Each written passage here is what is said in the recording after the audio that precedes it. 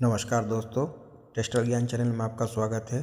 आज के वीडियो में हम टेक्सटाइल स्पिनिंग सीक्वेंस और जिनिंग की प्रोसेस के बारे में चर्चा करेंगे। तो आइए शुरू करते हैं आज का वीडियो।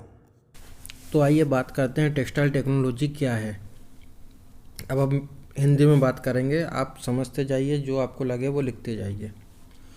तो भैया, कपड़ा टेक्नोलॉजी सबसे पुराने शिल्पों में से एक है। क्राफ्ट मतलब शिल्प, जो शिल्पकार काम होते थे ना पहले हाथों वाले, तो टेक्सटाइल का काम भी पहले हाथों से होता था। मशीन तो थी नहीं इतनी, तो जो भारत की ही टेक्नोलॉजी है वैसे ये भी।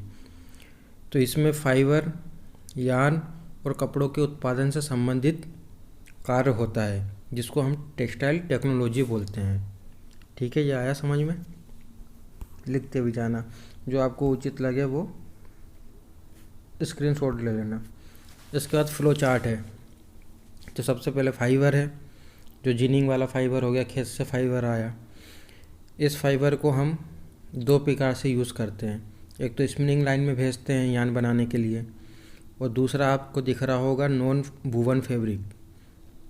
तो नॉन वूवन फैब्रिक वो कपड़ा होता है, वो फैब्रिक होता है जिसे हम पहन नहीं सकते। तो उन चीज़ों का यूज़ होता है जिसे हम पहन नहीं सकते, तो वो नॉन वूवन फैब्रिक में आता है। क्योंकि कई कपड़ा ऐसा बनता है जो जूतों में काम आता है या किसी अन्य चीज़ में काम आता है, वो नॉन वूवन फैब्रिक में आता है। ठीक है, तो फाइबर का हम दो प्रकार से इस्तेमाल कर रहे हैं, नॉन वूवन फैब्रिक और स्पिनिंग के लिए। तो स्पिनिंग में यान बनता है, इसी यान को हम वीविंग और निटिंग की प्रोसेस के लिए भेजते हैं। वीविंग और निटिंग की प्रोसेस में फैब्रिक बनता है, कपड़ा बनता है। इस कपड़े को हम फिनिशिंग के लिए वेट प्रोसेसिंग यूनिट में भेजते हैं। वहाँ पर जो फैब्रिक रहता है उसको फिनिश किया जाता है। इसके बाद इस फैब्रिक को गारमेंट्स मैन्युफैक्चरिंग के लिए भेजा जाता है। गारमेंट्स मैन्युफैक्चरिंग एक प्रकार का टेलर वाला काम होता है, जिसमें कपड़े को काटा जाता है, फिर उसके बाद स्टिचिंग की जाती है, सिलाई की जाती है। ये गारमेंट्स का काम है। तो फ्लो चार्ट हो गया। इसके बाद अपन बात करते हैं, जो PDF के थ्रू मैं पढ़ा रहा हूँ, आपको जितना काम आए आप अपने यूज़ में ले लीजिएगा। तो रिंग स्पिनिंग कार्डेड और दूसरा है रिंग स्पिनिंग कॉम्डेड। तो सिंपल सी बात है, जहाँ कार्डेड का नाम आएगा तो इसका ये मतलब है कि कॉम्बर मशीन का यूज़ नहीं होता है यान बनाने के लिए, उसको कार्डेड यान बोलेंगे। और जहाँ कॉम्बर मशीन का यूज़ होता है उसको कॉम्डेड यान बोलेंगे। ठीक है, तो इसके लिए मैं वीडियो बना चुका हूँ, डिस्क्रिप्शन में आप देखिएगा, मैं लिंक भी दे दूँगा। तो वो वीडियो पे जाके देखेंगे तो आप ये सीक्वेंस और अच्छे से क्लियर हो जाएगी। बाकी आप देख ही रहे हो। तो कार्डेड मशीन की बात करें, कार्डेड यान की बात करें, तो फाइबर जिनिंग होती है, उसके बाद मिक्सिंग और ब्लेंडिंग होती है, फिर ब्लो रूम में आता है हमारा कॉटन, उसके बाद कार्डिंग मशीन होती है, फिर ब्रेकर डायफ्रेम मशीन की प्रोसेस होती है, फिनिशर डायफ्रेम मशीन की प्रोसेस होती है, स्पीड फ्रेम मशीन की प्रोसेस होती है और रिंग फ्रेम मशीन की प्रोसेस होती है। ये कार्डेड के लिए। और कॉम्डेड की बात करें कि कॉम्डेड का यान बनाना है, तो वही फाइबर की जिनिंग प्रोसेस होगी, उसके बाद मिक्सिंग की प्रोसेस होगी या ब्लेंडिंग की प्रोसेस। उसके बाद हमारा जो कॉटन है उसको हम ब्लो रूम में भेजेंगे, उसके बाद कार्डिंग मशीन में, फिर ब्रेकर डायफ्रेम मशीन में भेजेंगे। ब्रेकर डायफ्रेम मशीन के बाद सुपर लेम में आएगा हमारा कपास या कॉटन, उसके बाद हम कॉम्बर मशीन में भेजेंगे। कॉम्बर मशीन के बाद फिनिशर डायफ्रेम मशीन की प्रोसेस होगी, उसके बाद स्पीड फ्रेम की मशीन की प्रोसेस होगी, उसके बाद हम रिंग फ्रेम मशीन में यान बना लेंगे। तो इसको हम कॉम्डेड यान बोलेंगे। सिंपल है, आगे बढ़ते हैं। अब ये लाइफ साइकिल बता रहा है कॉटन प्लांट की, कि किस अब जब ये जो सब्जेक्ट है ये टेक्सटाइल फाइबर का सब्जेक्ट है। यदि आप स्टूडेंट हो तो ये आपको प्रॉपर पढ़ने को मिलेगा टेक्सटाइल फाइबर में, कि किस प्रकार से कॉटन बीज को धरती में बोया जाता है और कितने दिन की प्रोसेस, किस प्रकार, कौन से डिग्री सेल्सियस तापमान चाहिए, कितना पानी चाहिए, इस प्रकार से पूरा उसका जीवन चक्र बताएंगे कॉटन का। और वैसे मैं हल्का फुल्का बताऊं तो कपास के बारे में, तो ये संसार में कपास की दो किस्में पाई जाती है। प्रथम को देसी कपास बोलते हैं, दूसरे को अमेरिकन कपास के नाम से जाना जाता है। इसको सफ़ेद सोना भी कहा जाता है कपास को। कपास मतलब कॉटन। जो कपास का पौधा होता है वो झाड़ी नुमा वृक्ष जैसा लगता है देखने में, जिसकी लंबाई 2 से 7 फीट होती है। इसके जो फूल होते हैं वो सफ़ेद या हल्के पीले रंग के होते हैं। और पौधे में जो फल होते हैं उसके अंदर बीज होता है और कॉटन होता है। ठीक है। कपास की फसल के उत्पादन के लिए काली मिट्टी की आवश्यकता पड़ती है। भारत में सबसे ज़्यादा कपास का उत्पादन गुजरात में होता है। कपास में मुख्य रूप से सेलुलोस होता है। ऑब्जेक्टिव टाइप के जब क्वेश्चन कभी आते हैं कॉटन के बारे में तो ये पूछा जाता है कि कॉटन कौन सा फाइबर है, तो हमें बताना उस समय कि ये सेलुलोस फाइबर होता है। कपास के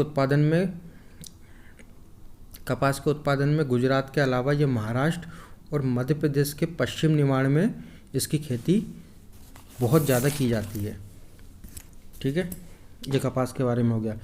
अब ये पूरे जीवन चक्र के बारे में बताया, तो ये बता रहे हैं कि ये पिकिंग के लिए तैयार हो गया, मतलब ये तैयार हो चुका है कॉटन। पूरे 4 से 5-6 महीने की, जो भी 3 से 5 महीने की प्रोसेस होती है ये खेत की, इसको पूरा मैच्योर होने के लिए कॉटन को ये ऐसा दिखता है। मैच्योर मतलब परिपक्व होना, टूटने के लिए तैयार होना कॉटन को, इस प्रकार से ये दिखता है टूटने से पहले। आफ्टर पिकिंग है ये, टूटने के बाद। इसको फिर तोड़ के हमने इसको ट्राली आली में रख लिया है और ये हमने खेत में एक जगह पे जमा दिया है कॉटन को, ताकि हम जिनिंग मिल में भेज सकें। कई जगहों पे स्पिनिंग मिल का जो प्लांट होता है उसमें जिनिंग की प्रोसेस होती है, लेकिन अधिकांश जिनिंग के छोटे छोटे प्लांट अलग से ही होते हैं। तो ये अलग से जो प्लांट होते हैं उनमें हम ये कॉटन को तोड़ के खेत से भेज देते हैं उन मिलों में। अब जो कॉटन जिनिंग की बात हो रही है, अब जहाँ पे कॉटन जिनिंग, तो कॉटन जिनिंग का प्राथमिक उद्देश्य फाइबर को बीज से अलग करने का है। समझना, ध्यान से सुनना और लिखते भी जाना अगर लिखना हो तो। कपास की जिनिंग की प्राथमिक उद्देश्य जो होता है जिनिंग करने का, वो फाइबर और बीज को एक दूसरे से अलग करने का होता है। जिनिंग प्रोसेस में हम कॉटन से फाइबर के बीज को बिना डैमेज किए हुए अलग करते हैं। ठीक है। अब जो बता रहा है कि जिनिंग मशीनों के विभिन्न प्रकार होते हैं, तो इसका थोड़ा सा वर्णन है, आप देख सकते हो, चित्र में देखते जाइए। आधुनिक मशीनरी की शुरुआत से पहले, अभी की मतलब टेक्नोलॉजी से पहले, हाथ, पैर या फुट रोलर जैसे मानव निर्मित मशीनों का उपयोग किया जाता था या उनके द्वारा कार्य किया जाता था। कुछ समय बाद फुट रोलर में सुधार करके हमने उसको चुरका नाम दे दिया। यह हमारी इंडियन पद्धति है कि हम पहले, जैसे जब ये रोलर जिनिंग के बारे में आप देख रहे हो चित्र में, कि ये ऐसा लग रहा है कि जैसे हम रोटी बेलते हैं ना, उस प्रकार से लग रहा है कि बेलन को जब रोटी पे घुमाते हैं, इस प्रकार से हमने ये बेलन जैसा तैयार किया और पैरों से हम उस पर कुचल रहे हैं, जिससे वो कॉटन अलग हो जाएगा और उस कॉटन का बीज अलग हो जाएगा। फिर इसको थोड़ा सा मॉडिफाई करके हमने चुरका जिन के नाम से कर दिया, जिसमें हमने रोलर लगा दिया है।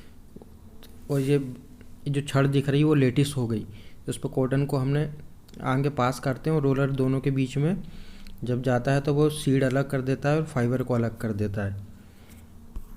इसके बाद बात करते हैं आगे। तो जिनिंग प्रोसेस को करने के लिए विभिन्न प्रकार की कोशिश की गई, ठीक है, लेकिन वर्तमान समय में मुख्य रूप से 3 प्रकार की मशीनों का उपयोग सर्वाधिक किया जाता है। अब जैसे साजिन हो गया, नाइफ रोलर जिनिंग हो गई, मैकार्थी जिनिंग हो गई, तो ये अमेरिकन पद्धति है, जो इंडियन पद्धति नहीं है वैसे तो साजिनिंग में जो सहायता हम करते हैं, प्रोसेस करते हैं, वो आरी की मदद से करते हैं। SAW, सा मतलब आरी। आरी आपने देखी होगी, जिससे हम ये लकड़ी अकड़ी काटते हैं, उस टाइप की वो मशीन में लगा के रखते हैं। साजिनिंग, देखो एक चीज़ अच्छे से सुनना मेरी, जिनिंग की प्रोसेस को अगर आपको अच्छे से समझना है तो अभी दिसंबर चल रहा है, ठंड के दिन चल रहे हैं। दिसंबर महीने में आप देखोगे अपने घर से बाहर कि जहाँ पर गद्दे भरे जाते हैं, रुई, गद्दों में रुई भरी जाती है, तो जिस स्थान पे ये भरे जाते हैं गद्दे उस स्थान पे जाना, वहाँ एक मशीन होती है जो रुई का काम करती है। वो लोग उन रुई से काम करते हैं गद्दे भरने का। तो वो मशीन के पास जाके देख लेना, आप खड़े हो जाना, 15 मिनट या 10 मिनट खड़े रहना, आपको पूरी जिनिंग समझ में आ जाएगी।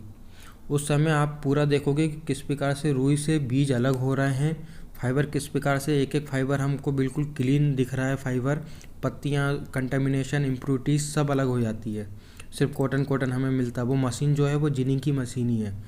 तो आपको अगर जिनिंग अच्छे से समझना है तो आप वहाँ पे जाके समझ सकते हो।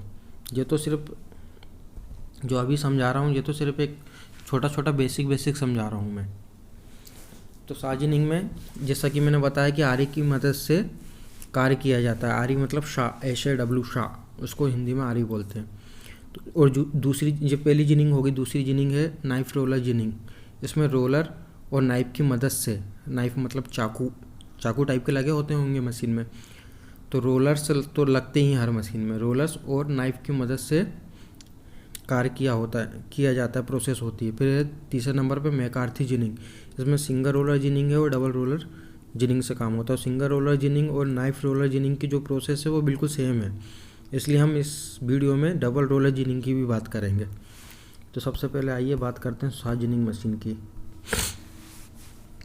तो साज जिनिंग मशीन में जो कपास होता है खेत वाला, उसको हम एक लेटिस पे बिछाते हैं। मशीन की बात कर रहे हैं अपन, है ना। एक लेटिस पे बिछाते हैं, लेटिस मतलब जाली होती है हिंदी में। तो लेटिस पे बिछाते हैं और एक नुकीले रोलर की तरफ आगे बढ़ाते हैं, ठीक है। ये नुकीला रोलर कॉटन की जो कठोर गांठें होती है बीज युक्त, जिसमें बीज भी है, सीड है, ये रोलर उनको खोलने का काम करता है और आगे होपर तक पहुंचाता है। होपर मतलब खाली जगह है, वो होपर में हम मटेरियल को आगे पहुंचाता है इतनी प्रोसेस करके। अब इस होपर में नैरो स्लिट वाले स्टील के ग्रेटिंग लगे हुए होते हैं, ठीक है। होपर में घूम रही आरी मतलब शाह अपने तीत में फाइबर को पकड़ता है और स्लिट्स के माध्यम से फाइबर को खींचता है। कॉटन बीज का आकार बड़ा होने के कारण वह नैरो स्लिट में रह जाता है और आगे नहीं जा पाता, ठीक है। कॉटन का आकार और फाइबर के आकार में बहुत अंतर हो गया। अब यहाँ एक आगे देखते हैं।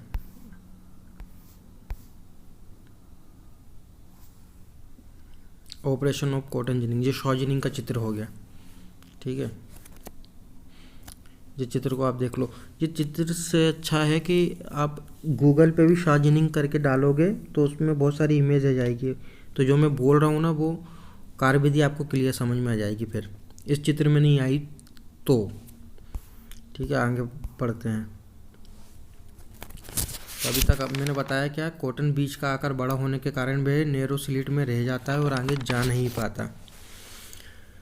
इसके बाद यहाँ पर एक मशीन में एक ब्रश लगा हुआ होता है, जो शाह घूम रही है उसके दांतों से वो फाइबर को निकाल लेता है ब्रश के माध्यम से और फाइबर को नीचे की तरफ फेंक देता है। अब बिना बीज वाले कॉटन को हम लिंट कहते हैं, जो फाइबर हमें प्राप्त होता है उसको हम लिंट बोलते हैं। यह शाह मशीन की चौड़ाई के अनुसार शाफ्ट पर लगे हुए होते हैं। इस मशीन की चौड़ाई के अनुसार शाह की संख्या अलग अलग होती है। अभी जो मॉडर्न मशीन आ रही है जिनिंग की, उसमें 120 शाह मतलब आरी तक लगी होती है। शाह जिनिंग मशीन का इस्तेमाल ज़्यादातर हम छोटे या मध्यम लेंथ के फाइबर के लिए करते हैं, ठीक है। अब मॉडर्न शाह जिनिंग मशीन में लगभग 1500 kg प्रति घंटा प्रोडक्शन मिल सकता है हमें, या मिलता है, मतलब बहुत हाई प्रोडक्शन हमें इससे प्राप्त होता है। दूसरी बात करते हैं रोलर जिनिंग की। अब तो इसमें बेसिक दिया है, बेसिक मैं समझा रहा हूँ जो PDF के अनुसार, डीपली बहुत ज़्यादा डीपली नहीं समझा रहा हूँ। तो रोलर जिनिंग की बात करें तो नाइफ रोलर जिनिंग मशीन में एक लकड़ी के रोलर के साथ में लेदर की डिस्क अटैच होती है। इस लेदर की डिस्क को एक नाइफ के करीब लगाया जाता है। इस नाइफ को डॉक्टर नाइफ कहा जाता है। नाइफ मतलब चाकू के आकार का लगा होगा, मशीन में। अब चित्र देखोगे तो आपको समझ में आ जाएगा। तो डॉक्टर नाइफ कहा जाता है। इस लेदर की डिस्क और डॉक्टर नाइफ के बीच इतनी ही हम जगह छोड़ते हैं जिससे कि उन दोनों के बीच से फाइबर आगे गुजर सके, परंतु कॉटन का बीज ना गुजर पाए। इतनी ही जगह हम दोनों के बीच में छोड़ते हैं। अब फाइबर लकड़ी के रोलर के साथ जो लेदर की डिस्क है उसके सरफेस सतह पर आता है और रोलर तथा नाइफ के बीच के गैप से होकर गुजरता है। ठीक है।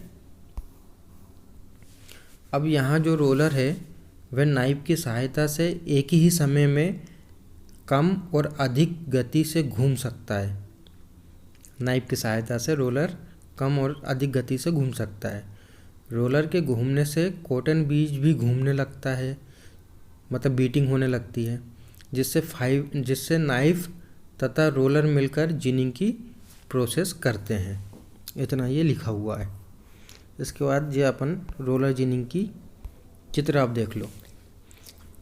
तो इसमें ये नाइफ भी लगा हुआ है, जिनिंग रोलर भी लगा हुआ है, और आप ये लिंट नीचे की तरफ है। ठीक है। जो PDF में लिखा उस हिसाब से मैं पूरा बता रहा हूँ। और ज़्यादा डीपली अगर आपको जानना है तो गूगल पे आप रोलर जिनिंग मशीन का चित्र देखोगे तो जो कार्यविधि मैं समझा रहा हूँ वो आपको समझ में आ जाएगी। बाकी चित्र तो आप देख ही रहे हो।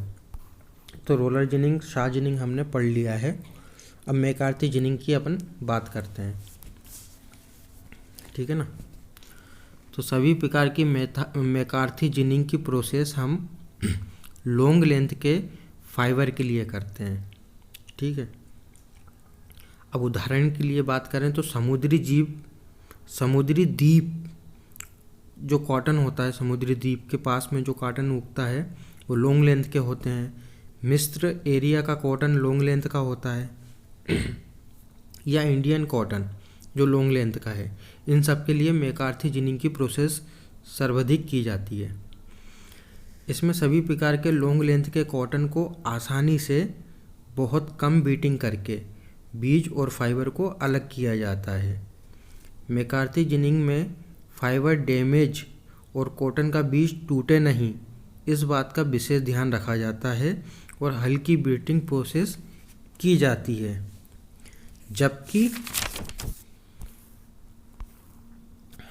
जबकि जिनिंग प्रोसेस में कॉटन पर अधिक बीटिंग किया जाता है अनजिनिंग मशीन में, जिससे फाइबर डैमेज होने के चांस बढ़ जाते हैं। अब ये उदाहरण बता रहा है कि नाइफ जिनिंग रोलर या शॉ जिनिंग रोलर मशीन में अधिक बीटिंग पॉइंट होता है। मैकार्थी जिनिंग की हमने इसमें 2 प्रकार की जिनिंग थी।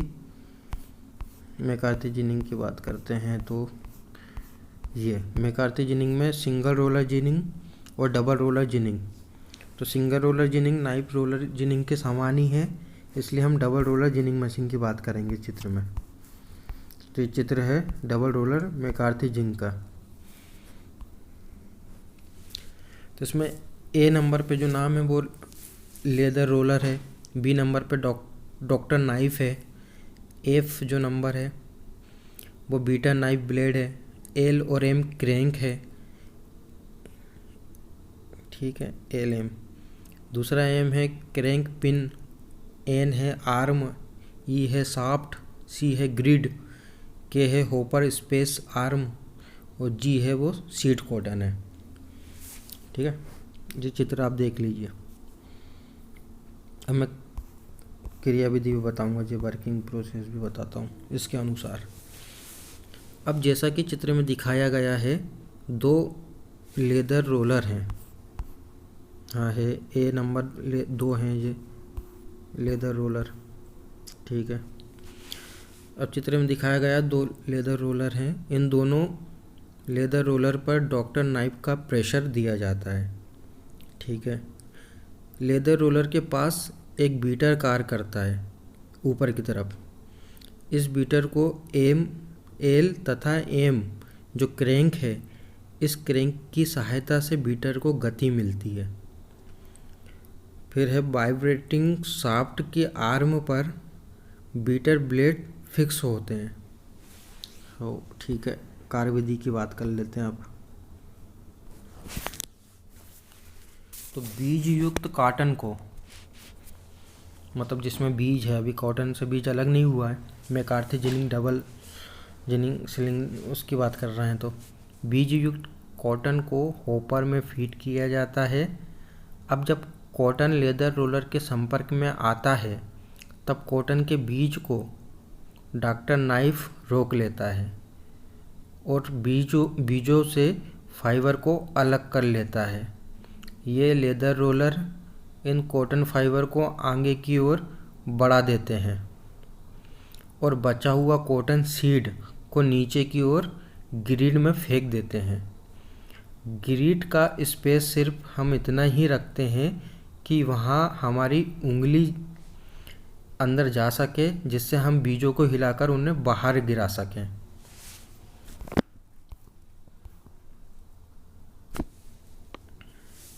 Ginning cotton fibre carried forward in the direction of leather roller. ठीक है, तो बाइकिंग तो मैंने हिंदी में बता दिया आपको, आप वीडियो सुन के इसको लिख लेना भले। तो कहने का यही मतलब है कि भाई कॉटन मतलब जिनिंग की प्रोसेस हम जो कर रहे हैं, भले वो मैकार्थी जिनिंग हो, नाइफ रोलर जिनिंग हो, शा जिनिंग हो, तो इसका मेन जो उद्देश्य है, मेन ऑब्जेक्ट है जिनिंग का, वो कॉटन के फाइबर और कॉटन में जो बीज है उन दोनों को अलग करने का है, बिना डैमेज किए हुए। मतलब कॉटन का बीज फाइबर में टूटना फूटना नहीं चाहिए, बीज सिंपल अलग हो जाना चाहिए और फाइबर हमें अलग मिल जाना चाहिए। फाइबर हमें अलग मिल जाएगा तो हम स्पिनिंग की प्रोसेस कर लेंगे। तो मैकार्थी जिनिंग का जो प्रोडक्शन है वो 80 LVS प्रति घंटा है। तो 1 LVS बराबर 453.6 ग्राम। तो ये 80 LVS है, तो आप इंटू कर लेना, आपको समझ में आ जाएगा कितना kg पर हावर्स मिलता है। और जो 2 रोलर लगे हैं लेदर रोलर, उसका RPM 150 से 200 RPM है, रोटेशन पर मिनट। ठीक है, अब भैया बात करते हैं defect of ginning and cases. Ginning process में जो डिफेक्ट आता है उनके कारण। तो इसका पहला है ये वाला, case of broken seed, cotton बीज के टूटने के कारण। तो जो नाइफ रोलर और डिस्क रेल के बीच की गलत सेटिंग के कारण कॉटन के बीज टूट सकते हैं। नाइफ रोलर और लेदर रोलर के बीच गलत सेटिंग, बीटर ब्लेड और डॉक्टर नाइफ के बीच गलत सेटिंग मैकार्थी जिन में। तो कहने का तात्पर्य यह है कि अगर सेटिंग इम्प्रॉपर है तो जो बीज हैं कॉटन के वो टूट जाएंगे। ठीक है, फिर है जिनिंग प्रोसेस में फाइबर डैमेज होने के कारण, कि किन कारण से फाइबर डैमेज हो सकता है मशीन में। तो लेदर रोलर और डॉक्टर नाइफ के बीच का ज़्यादा दबाव रहेगा तो फाइबर डैमेज हो जाएगा। नाइफ रोलर के नाइफ अधिक शार्प होंगे, मतलब ज़्यादा धार होगी नाइफ में, तो भी फाइबर डैमेज होगा, सिंपल है। शा डिस्क का किनारा ज़्यादा शार्प होगा, तो शा मतलब जो आरी वाला है, शा मतलब आरी की धार अगर ज़्यादा होगी तो भी फाइबर डैमेज होगा। डॉक्टर नाइफ और लेदर रोलर के बीच की गलत सेटिंग से फाइबर डैमेज हो सकता है। नाइफ रोलर और डिस्क रेल की सेटिंग बहुत करीब होने से फाइबर डैमेज हो सकता है। ठीक है, अब है केस ऑफ नेप्स फॉर्मेशन, कि जिनिंग प्रोसेस में नेप्स बनने का क्या कारण हो सकता है। तो नाइफ रोलर और शा रोलर की हाई स्पीड अगर है तो नेप्स बन सकते हैं। नेप्स मतलब बंच ऑफ फाइबर की गुठलियाँ छोटी छोटी। नाइफ और शा में बहुत कम शार्प होगी, तो नाइफ मतलब चाकू, शा मतलब आरी में अगर उन दोनों में धार कम होगी तो नेप्स बनेंगे। वो बराबर प्रॉपर खोलेगा नहीं तो वो गुठली बनने लगेगी वहाँ पे, तो जिसको नेप्स बोलेंगे हम। डिफेक्टिव जिनिंग, अब दोषपूर्ण जिनिंग से बचने के लिए हम क्या कर सकते हैं। तो ये 3 पॉइंट दिए हैं, देखो। जिनिंग मशीन में जिस स्थान पर सेटिंग की जाती है वह सेटिंग उचित होना चाहिए।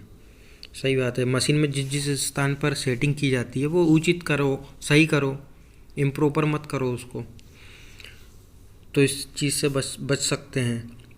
दूसरा है मशीन में लगे रोलर्स की गति की सीमा सही होनी चाहिए, तो बहुत ज़्यादा तेज भी रोलर नहीं घूमे, बहुत कम स्लो भी ना घूमे, एक निश्चित गति में घूमना चाहिए।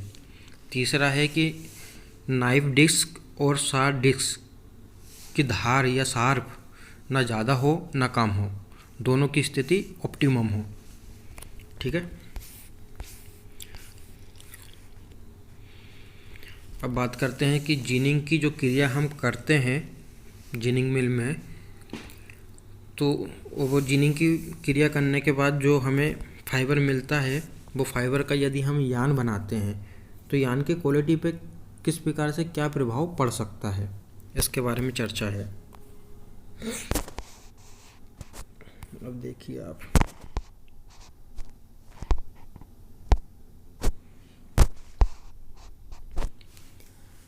तो यदि जिनिंग करते समय फाइबर में कॉटन के बीज टूट कर रह जाते हैं जिनिंग के प्रोसेस में, अब ज़्यादा आप बीटिंग पॉइंट कर दिया आपने, सेटिंग इम्प्रॉपर है, तो फाइबर के बीज टूट जाएंगे, वो फाइबर में ही रह जाएंगे, कॉटन के बीज टूट के फाइबर में रह जाएंगे।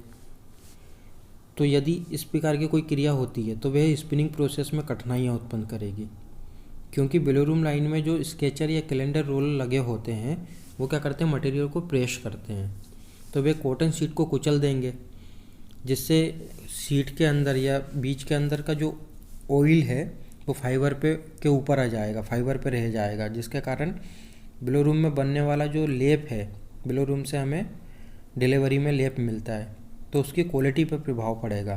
क्यों? क्योंकि ये लेप को हमको कार्डिंग मशीन में लगाना है, और जब ये कार्डिंग मशीन में सिलेंडर या डोफर के वायर पॉइंट होते हैं, तो ये ऑयल या ऑयली फाइबर है, ये डायरेक्ट वो वायर पॉइंट के मध्य में चिपक जाएगा, या उनके जो कार्डिंग एक्शन है वो करने नहीं देगा ऑयली फाइबर, जिससे कि कार्डिंग मशीन की प्रोसेस या उसकी मटेरियल क्वालिटी पर प्रभाव पड़ेगा। ठीक है।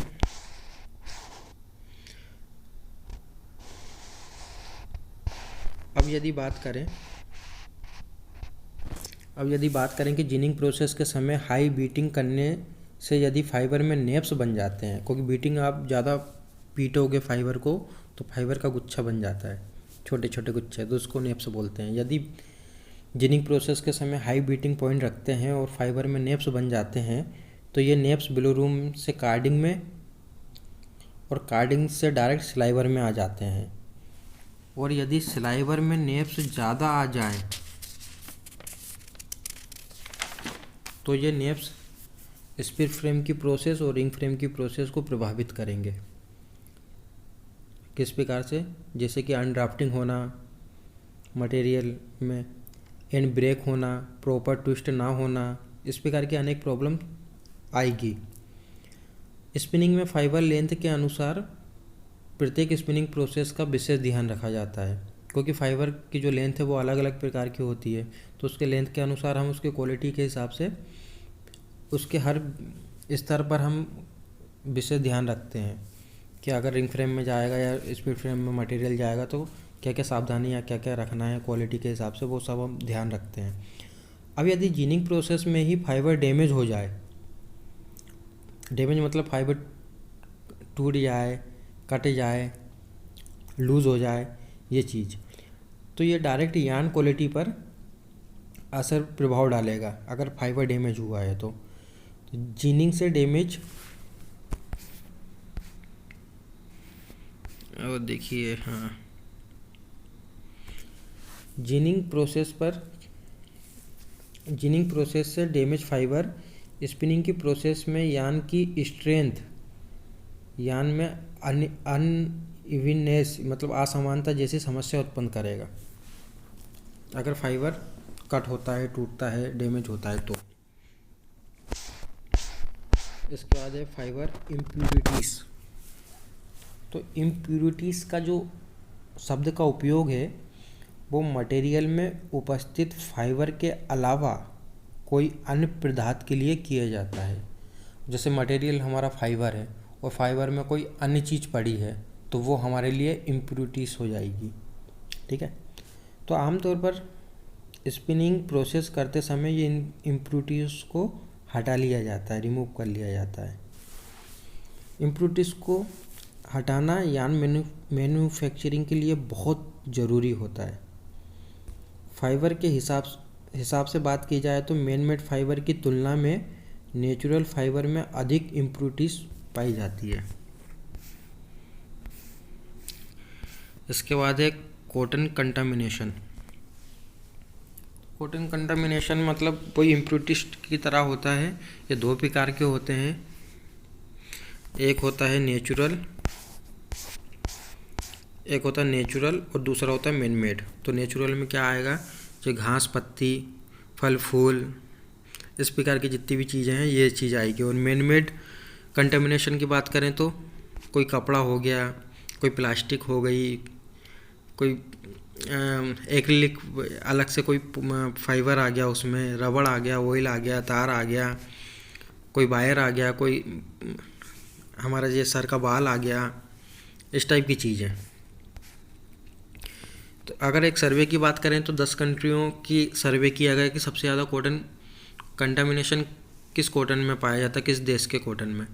तो भैया हमारा नंबर उसके रैंक के हिसाब से हमें 10वें नंबर पर रखा कि भाई तुम्हारा भी इंडिया का तो ख़राब ही है, ज़्यादा अच्छा नहीं है। तो कॉटन कंटामिनेशन हमारे इंडिया में ज़्यादा होता है।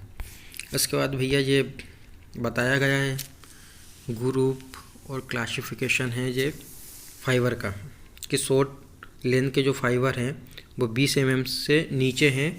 अगर कोई फाइबर 20 mm से नीचे है तो वो शॉर्ट फाइबर में गिना जाएगा।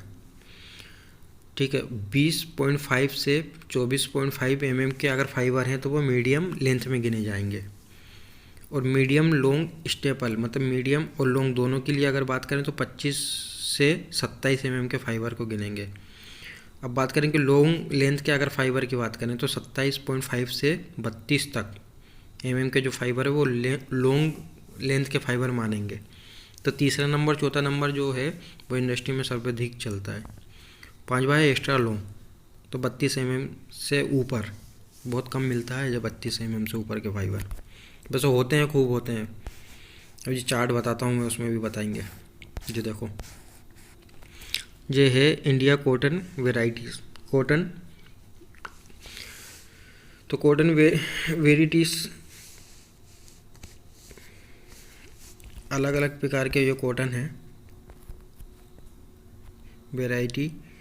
इसके बाद growing state or staple length है। अच्छा भैया ये आपको याद होना चाहिए, कॉटन की वैरायटी आपको मालूम होना चाहिए।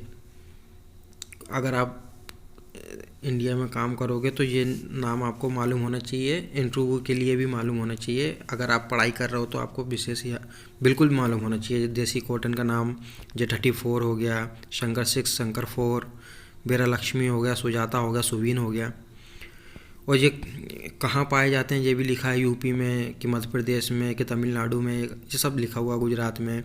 फिर ये स्टेपल लेंथ लिखी है, मतलब जैसे कि देसी कॉटन है जो यूपी पंजाब हरियाणा में पाया जाएगा तो ये 17 से 18 mm के ही होते हैं, मतलब शॉर्ट फाइबर हैं ये। वहीं बात करें हम वीरा लक्ष्मी फाइबर के तो कर्नाटक, MP और गुजरात में पाया जाता है। 30 से 34 mm के फाइबर होते हैं। इस प्रकार ये मतलब ये याद होना चाहिए हमें, फाइबर के ये नाम भी याद होना चाहिए, कहाँ पाया जाता है और कितने लेंथ के फाइबर होते हैं ये मालूम होना चाहिए हमें। जो तो गांठ हो गई। फिर है मिक्सिंग और ब्लेंडिंग, तो इसके लिए मैं प्रॉपर वीडियो बना चुका हूँ, डिस्क्रिप्शन में मैं लिंक दे दूँगा। आप मिक्सिंग और ब्लेंडिंग का वो वीडियो देख लीजिए, वो क्लियर हो जाएगा आपको। जो मिक्सिंग के बारे में बताया है, ब्लेंडिंग के बारे में। मिक्सिंग में क्या होता क्या है मिक्सिंग का, कि कॉटन ही कॉटन फाइबर को जब मिक्स किया जाता है तो वो मिक्सिंग हो गया। जैसे कि J34 फाइबर है और सुजाता फाइबर है, इन दोनों को अगर मिला के हम यार्न बनाने की प्रोसेस करेंगे तो वो मिक्सिंग में आएगा। लेकिन ब्लेंडिंग में क्या होता है कि यदि कॉटन फाइबर लिया तो इसके साथ हमें पॉलिएस्टर मैन मेड फाइबर लेना पड़ेगा, कोई सा वूल हो गया, नायलॉन हो गया, एक्रिलिक हो गया, तो कॉटन के साथ जब हम इसकी प्रोसेस करेंगे तो उसको ब्लेंडिंग बोलेंगे, ठीक है। ब्लेंडिंग ऑफ फाइबर है, तो ये तो मैंने बता चुका हूँ, मिक्सिंग और ब्लेंडिंग तो मैं वीडियो में देख लेना आप। जो पीडीएफ के हिसाब से बता रहा हूँ मैं तो पूरा, क्योंकि आप कॉलेज स्टूडेंट हो तो यह पीडीएफ आपको बहुत काम आएगी। कोई आधा सिलेबस इसमें आपका कवर हो जाएगा स्पिनिंग का, ये जिनिंग वाली प्रोसेस का, बेसिक जो फाइबर का आपको पूरा समझ में आ जाएगा। पॉपुलर ब्लेंड्स की बात करें कि सर्वाधिक सबसे ज़्यादा जो यूज़ होता है इंडस्ट्रियों में, तो पॉलिस्टर का करते हैं, सही बात है। वूल का करते हैं, वूल का तो ज़्यादा नहीं करते वैसे, पॉलिस्टर का बहुत ज़्यादा, पॉलिस्टर और कॉटन का बहुत करते हैं। तो ये उदाहरण भी है। तो most popular blend of fibre are cotton and polyester, जिसको पॉली कॉटन बोलते हैं। तो पहले तो इनने प्रॉपर्टीज़ ऑफ कॉटन लिखा है और प्रॉपर्टीज़ ऑफ पॉलिस्टर लिखा है कि वे कॉटन की क्या विशेषता है या पॉलिस्टर की क्या विशेषता है। तो ठीक बता दिया उसमें, स्ट्रॉन्ग होता है, लचकदार होता है, नमी सोखने की क्षमता अच्छी होती है। फिर इसमें यही पॉलिस्टर के बारे में कि वेरी स्ट्रॉन्ग है ना, चीप है, मतलब सस्ता है पॉलिस्टर। इसको कंबाइन जब किया, हम दोनों ने मिक्स किया इसको 40-60 के रेशो से या जो भी रेशो से, उसको हमने जब मिक्स किया तो इसकी प्रॉपर्टी और अलग हो गई, ज़्यादा इलास्टिक हो गया, ज़्यादा स्ट्रेंथ हो गई उसकी, है ना, और सस्ता हो गया, फिर ये क्वालिटी अच्छी हो गई, ये चीज़ बताया गया है। ब्लेंडिंग सिस्टम ये दो प्रकार के होते हैं, बिलोरूम ब्लेंडिंग या बिलोरूम की जब हम प्रोसेस करते हैं तब हम ब्लेंड कर सकते हैं पॉलिस्टर और कॉटन को, या स्लाइवर, पॉलिस्टर का स्लाइवर या कॉटन का स्लाइवर मिला के हम ड्राफ्रेम मशीन में फीड करके ब्लेंडिंग कर सकते हैं। Blow room blending, stack blending, sliver blending, जो खत्म। स्लाइवर ब्लेंडिंग बता दिया, स्टैक ब्लेंडिंग में वही सेम ही है। तो आशा करता हूँ ये वीडियो से आपको बहुत कुछ सीखने को मिला होगा। वीडियो पे बने रहिए, दूसरा वीडियो भी दूंगा इसी के, अभी और बिलोरूम के बारे में बताऊंगा इसके बाद। अब जो जीनिंग की प्रोसेस हुई आज के वीडियो में, अब बिलोरूम की प्रोसेस करेंगे, ठीक है। तो बने रहिए वीडियो पे, धन्यवाद।